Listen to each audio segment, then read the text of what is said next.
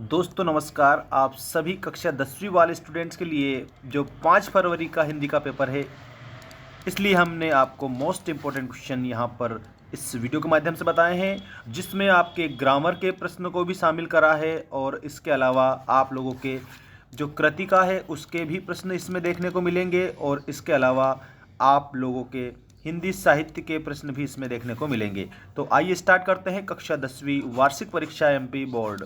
सभी student channel को subscribe जरूर करेंगे और एप्लीकेशन को भी आप डाउनलोड कर लेना, क्योंकि आप लोगों के लिए सभी विषय के स्टडी मटेरियल वहाँ पर मिल जाएगा।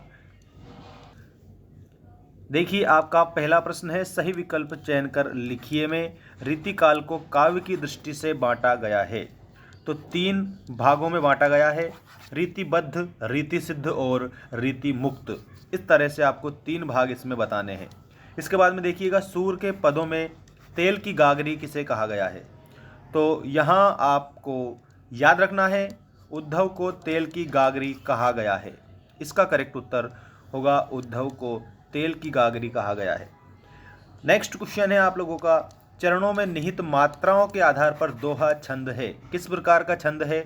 तो जो दोहा है इसमें पहले और तीसरे चरण में 13-13 मात्राएं होती है और दूसरे चौथे चरण में 11-11 मात्राएं होती है। ठीक है, तो 13-11 है, विषम है, इसका अर्थ विषम मात्रिक छंद होगा। ठीक है, अगला देखिए, नेताजी का चश्मा कहानी का मूल भाव क्या है। तो यहाँ आपको उत्तर में बताना है देशभक्ति की भावना। देशभक्ति की भावना से ओतप्रोत पाठ है ये नेताजी का चश्मा।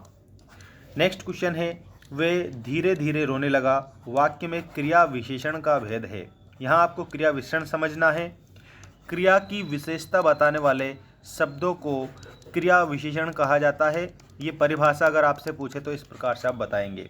तो यहाँ आपको धीरे धीरे रोने लगा रीतिवाचक आपका क्रिया विशेषण हो जाएगा। ठीक है, भोलानाथ और उसके हम उम्र चबूतरे के कोने को क्या बना देते थे? नाटक घर बना देते थे तो वो, और वहाँ पर वो नाटक करते थे। ठीक है, इसके बाद में आप नेक्स्ट क्वेश्चन देखेंगे। यहाँ पर आपका अगला जो क्वेश्चन है वो आ चुका है, रिक्त स्थानों की पूर्ति में परशुराम अपना गुरु भगवान शिव को मानते थे। इसमें आपको उत्तर ऐसे बताना है। आश्रय की भारी शारीरिक चेष्टाओं को कहते हैं। तो आश्रय की जो भारी शारीरिक चेष्टाएं हैं उन्हें अनुभाव कहते हैं। अनुभाव के 4 भेद होते हैं। अगला प्रश्न देखो, विस्तृत कलेवर वाले काव्य को कहा जाता है। तो विस्तृत कलेवर वाले जो काव्य है उसको महाकाव्य कहा जाता है। बाल गोविंद भगत की प्रभातियाँ फागुन मास तक चलती थी। इसके अलावा नेक्स्ट क्वेश्चन है, वाक्य से किसी क्रिया के करने होने की सामान्य सूचना मिलती है, विधानवाचक वाक्य। इसके बाद में आपका नेक्स्ट क्वेश्चन है, कटाओ में बर्फ से ढके पहाड़ की तरह चमकते थे। तो यहाँ आपको किसकी तरह चमकते थे? तो चांदी की तरह वो चमकते थे। ठीक है, इसके बाद में आपका नेक्स्ट क्वेश्चन है, उत्साह कविता। उत्साह कविता में एक आह्वान गीत है, मानवीय क्रियाओं का आरोप मानवीकरण अलंकार है, रिपोर्टाज की भाषा। तो इसमें आपको फ्रेंच बताना है, फ्रेंच। ठीक है, और सफ़ेद पोश, तो ये भद्र व्यक्ति बताना है, जो कम बोलता हो उसको आपको क्या बताना है?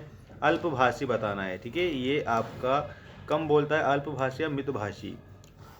आह्वान गीत, मानवीकरण अलंकार, फ्रेंच, मितभाषी, और इसके अलावा जो कम बोलता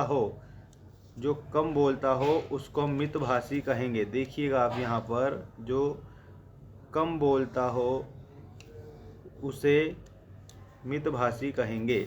सफ़ेद पोश भद्र व्यक्ति है, कम बोलेगा तो मितभाषी है। अज्ञेय जी ने तार सप्तक।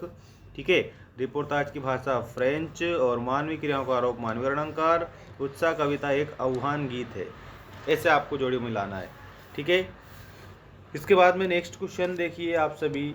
यहाँ फसल कविता हमें किसकी करीब ले जाती है? तो लोक संस्कृति की तरफ ले जाती है, लोक संस्कृति की तरफ ले जाती है। विभाव के 2 भेदों के नाम बताइए। तो इसमें आपको बताना है आलंबन और दूसरा है उद्दीपन।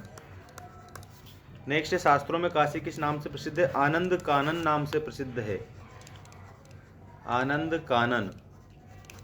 नेक्स्ट है किस समास में प्रथम पद अव्यय होता है, तो ये अव्ययी भाव समास आपका हो जाएगा, अव्ययी भाव समास। ठीक है। अपना हाथ जगन्नाथ लोकोक्ति का अर्थ क्या है, तो यहाँ पर अपना कार्य स्वयं करना, स्वावलंबी होना। ठीक है, अपना कार्य स्वयं करना। भोलानाथ के पिता कटोरे में उसे क्या सान कर खिलाते थे, तो गोरस भात सान कर खिलाते थे। अब आप सत्य असत्य देखेंगे। यहाँ पर मुख्य गायक की आवाज़ भारी व गंभीर होती है, ये आपका सत्य है। इसके बाद में दोहा और चौपाई वर्णिक छंद है, तो यहाँ पर वर्णिक नहीं, ये मात्रिक छंद है, तो इसमें आप लोगों का ये असत्य हो जाएगा। मानव संस्कृति एक अविभाज्य वस्तु है, तो यहाँ आप लोगों को बता देना है सत्य। दो वर्णों के मेल को संधि कहते हैं, यहाँ भी आपको सत्य बताना है। रंगीन पताका शांति और अहिंसा का प्रतीक है, तो यहाँ पर असत्य आपको बताना है। पढ़कर ही लेखक अभ्यंतर व्यवस्था को पहचानता है, ये आपको सत्य बताना है। ठीक है, इस तरह से आप इसे कंप्लीट करेंगे और चैनल को भी सब्सक्राइब करके घंटी की बटन को ऑल पर आप रखेंगे।